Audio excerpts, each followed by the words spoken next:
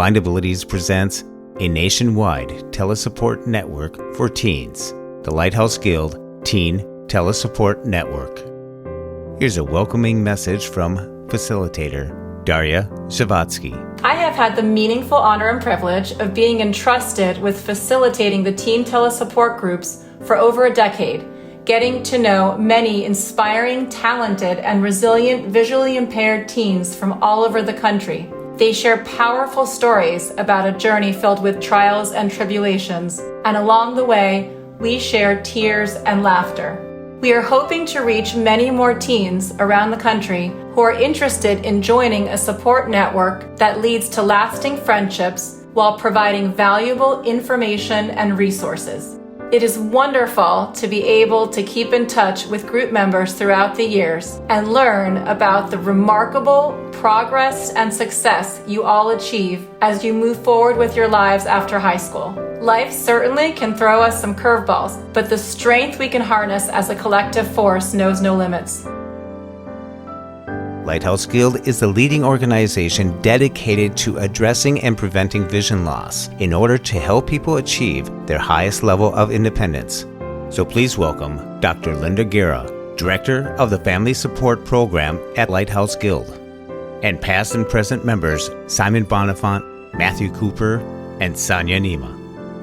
The Lighthouse Guild Teen Telesupport Network was started more than 15 years ago, and the purpose of it was to bring people together who have common needs, common concerns, and who perhaps would not have an opportunity to talk with each other face to face.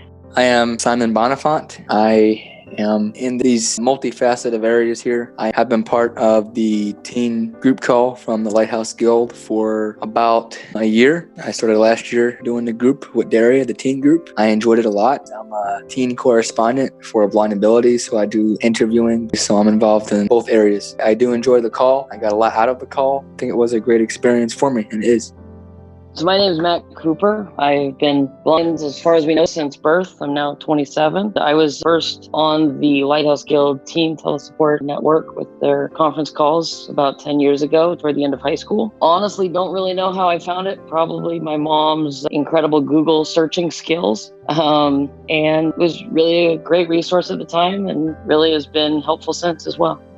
When I went to a public school, I was the only blind student I knew. That experience is unique, and your friends at school don't always relate. So the calls were a great opportunity to get on and complain or celebrate the same kinds of things with other students who are doing.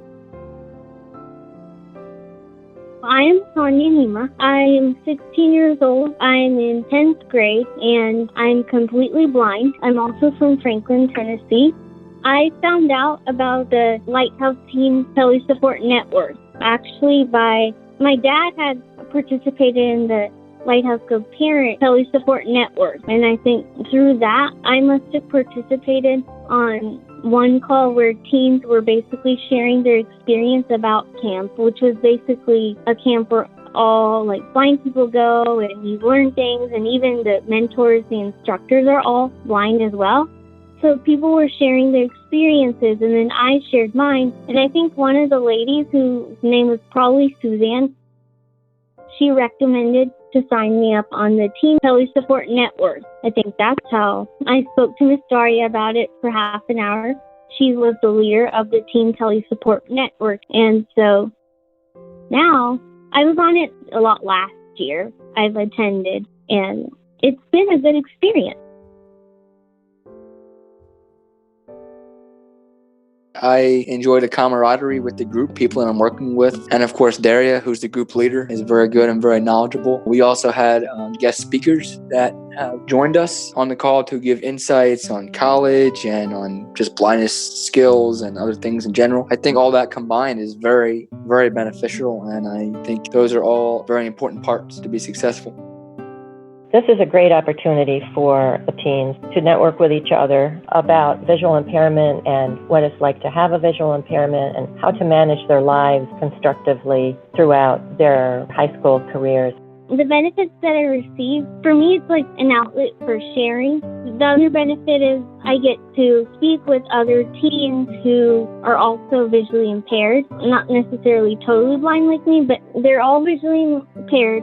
And It's a kind of nice place to share like all the struggles that we go through as visually impaired kids. For example, like speaking up for ourselves or technology problems or getting around schools or like speaking up when somebody's helping too much and how to say no thank you, or like anxiety about being blind, which I haven't had, but I'm sure that many people have had that issue. Even people have multiple perspectives of the same thing.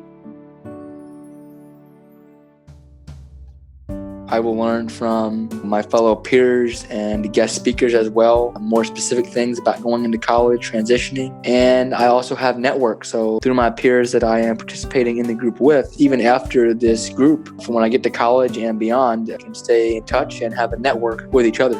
The Lighthouse Guild Teen Telesupport group are divided into two sections.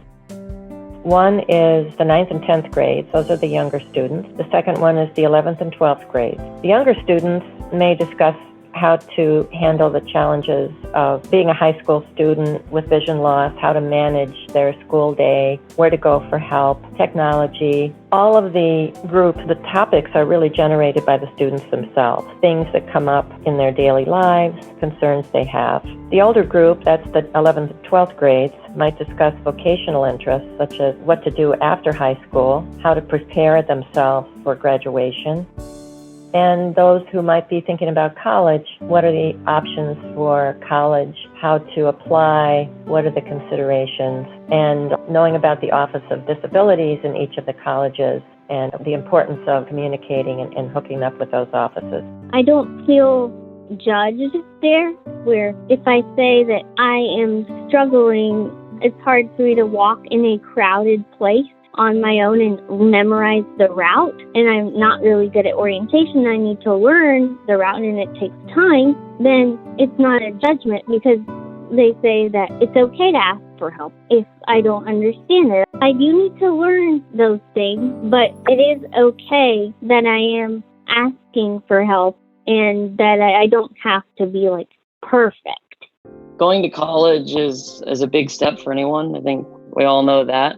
Myself, I ended up traveling back across the United States. I was on the East Coast during high school. Ended up going to school on the West Coast at Stanford. You know, it was a big transition. A lot of questions around how you get accommodations in school, getting things in Braille, those sorts of things that are not exactly obvious at first glance. Certainly not when you're shopping around trying to pick your next college you want to go to. And it was great. We had speakers come on that Daria brought in who could talk about technology and what the colleges should offer, could offer. I was really excited. I got to go back a couple years later and join Daria's call as a guest speaker and sort of give a few tips of what I had learned. So really been wonderful all around. Over the past few years, we've had as many as probably 30 states participate. You know, and all the blind people I've met over time, a lot of the ones I've cherished are those who've already done it. I had a Braille teacher for years who was in her 70s, and she could tell me stories about how she went through this or through that in school or whatever. And while, of course, that was a different time and technology wasn't what it is, a lot of the challenges are still related. But yeah, now going into the workplace, I can say that it can be done. You can really do whatever you want. I work at a big company as an electrical engineer, not exactly a field a lot of people thought a blind person could enter, and it's been really fun doing it. It's a wonderful opportunity to hear that someone can, as a blind person, has already been there and has already achieved what they want to do. And a lot of times it's things that I am into. You know, for example, Matthew was talking about technology and how he's in that field. I think that's great to know that someone who's blind can do something that I'm into, which is technology, and do that. And I've seen a lot of role models. A lot of people have mentored me in the power and the possibilities of blind people. I think that's just amazing to know that and to understand that I can do this and we can do this as a collective movement of blind people. I work with a lot of sighted colleagues who are surprised and over time become very comfortable and understand that, yes, a blind person can do this. When you first get to work, other blind people will say, "How did you do it?" And sighted people will say, "It doesn't make sense, you can do it." And then after a little while, everybody gets comfortable. Your colleagues start telling blind jokes in meetings because they know you enjoy it. So It works out nicely. Every path is a little different, so that's another piece of it. We share what we have in common, and then we can, think together about solutions for whatever unique situation somebody might have. I think it's a very safe place to share things, what you've been going through, and I think that you can learn many other ways to try new things. For example, like let's say the biggest issue a lot of blind kids have, and me, is speaking up for yourself. Not that I have an issue with it, but I used to.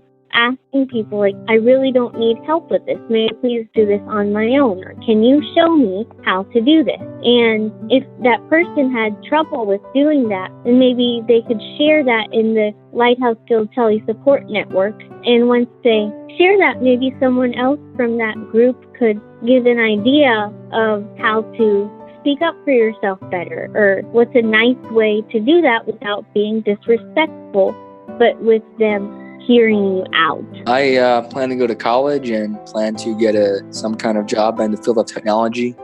What exactly yet, I'm not totally certain, but I do have my hopes and dreams set high for a good career. And part of those dreams and hopes are from what I've heard from other people and from what the Lighthouse Guild has given me as well. And the speakers and people that I've met through the Lighthouse Guild and through the Tele Support Network have all been people that have shaped my dream, and to know that my dream can become a reality. And we all know that teenagers experience many emotional ups and downs when they're in school. Of course, high school students who have vision loss have even more to contend with. So these teen tele-support groups really help the teenager have a chance to express themselves to other teens who are struggling with these same issues. And they can really support each other. In college, maybe studying for music, because I have been very interested in singing, and I do enjoy playing the piano. I actually, not to brag, but I actually have the quality to play by ear, and I may want to be a musician. Something I'd really like to do aside from that as my profession is in some way help people with disability, like raise awareness to tell people that some of these people with disabilities need to be treated normally. They need to be accommodated, and some people need to let them figure out things and be patient and know that it may take time for them to learn things, but that's just like everybody else, and they will get there eventually. Pretty familiar with all the various mobile devices, computers. I've got a long background with both Windows and Mac. Kind of used a little bit of everything for a long time. Always seems like there's another tool. Keep adding to the arsenal. I use the iPhone. I'm a big iPhone user. I like the new iOS 13 update we got going on here. Mac user, Windows user, Braille Note Touch. It's a good note taker and Braille display. I use some low-tech devices too. I use the Perkins Braille Writer. I utilize that for doing my math problems. I use Microsoft Word, all those good tools, formatting things, and I use screen readers, obviously, for my use of the devices like JAWS and NVDA for the Windows operating system, and VoiceOver for the Mac and the iOS operating systems. Now, there are a lot of different tools and a lot of different apps. The applications on the technology is just great, like the Seeing AI and the IRA, KNFB Reader, and all kinds of apps. I mean, I remember back in the day, there was just some things you couldn't do without some sighted help. And now you have multiple choices of ways to do something that couldn't be done before. Now you have multiple options. One could be better than the other. It's all the different tools and all the different tools to have in your toolbox. And if one doesn't work, you try another thing. You kind of problem solve and you get what you have to do done.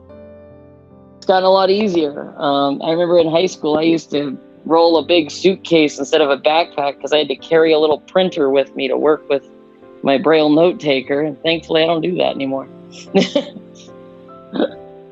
So it's gotten a little bit easier. I'm using an iPhone 8, but it has VoiceOver on it. So that's when I can access the apps on it, and it talks, so I know what to click when I need. Let's say I want to call Mom, for example. So I will go swipe until it says contact, and then double tap, and then find Mom, then double tap on that, and then find the option where it says mobile, which means call, and then double tap on that until it calls. So that's one technology I use. Another technology I use is, I don't know if you would call this a technology, but it's been there for a long time, a Braille writer, because I read Braille. I type my work on that, especially when I do math, since it's in Nemes code. When I do other stuff like English, science, so into history, then I use a Braille note, Apex Braille note. It's from the company Humanware. It's a lot quieter than a Braille writer. It is similar, but it's quieter, and it has refreshable Braille on it.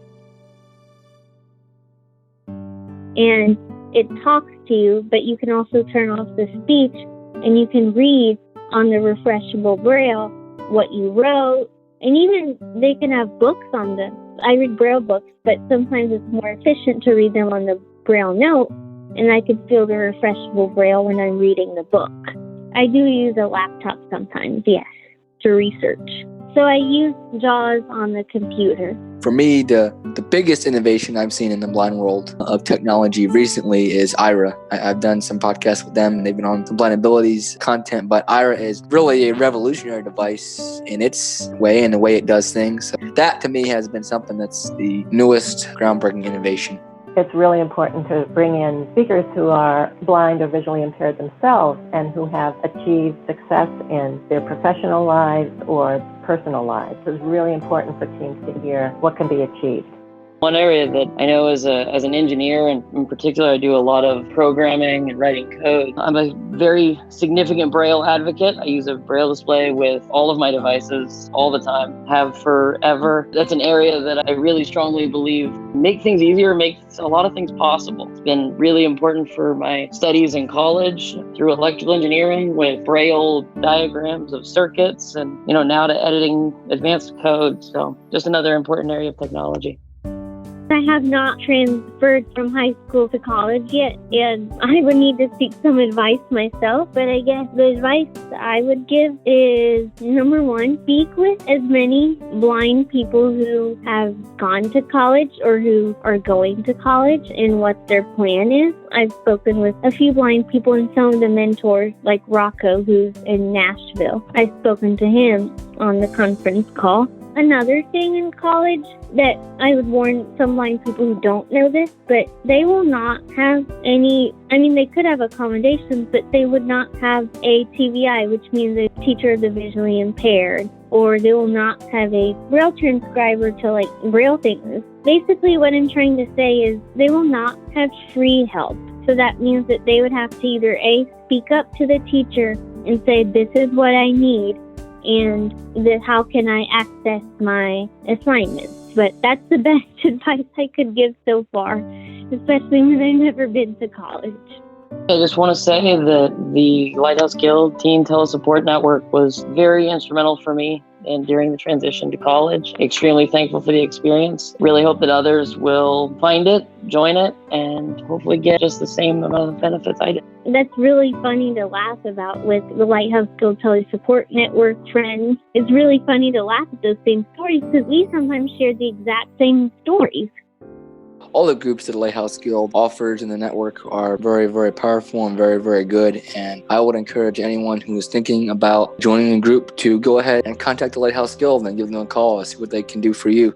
The really fun thing is we've had our stories of how some non-visually impaired people react to things or how incidents they've had at school or incidents they have outside of school.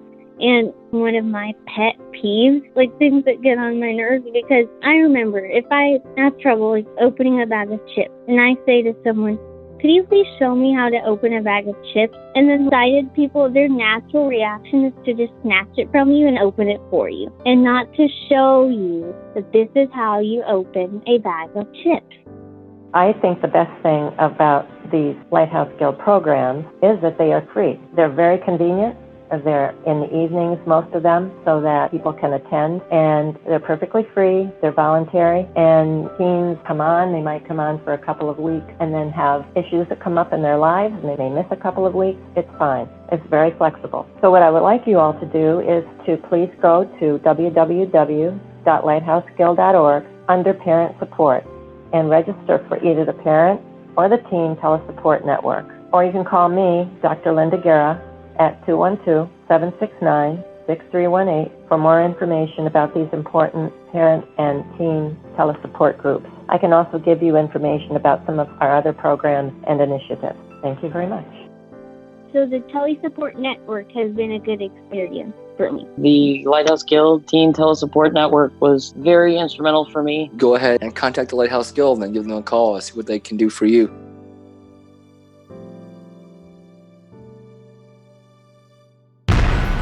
When we share what we see through each other's eyes, we can then begin to bridge the gap between the limited expectations and the realities of blind abilities. The realities of blind abilities. For more podcasts with a blindness perspective, check us out on the web at www.blindabilities.com, on Twitter at blindabilities. Download our app from the App Store, blindabilities, that's 2 words, or send us an email at info@blindabilities.com. Thanks for listening.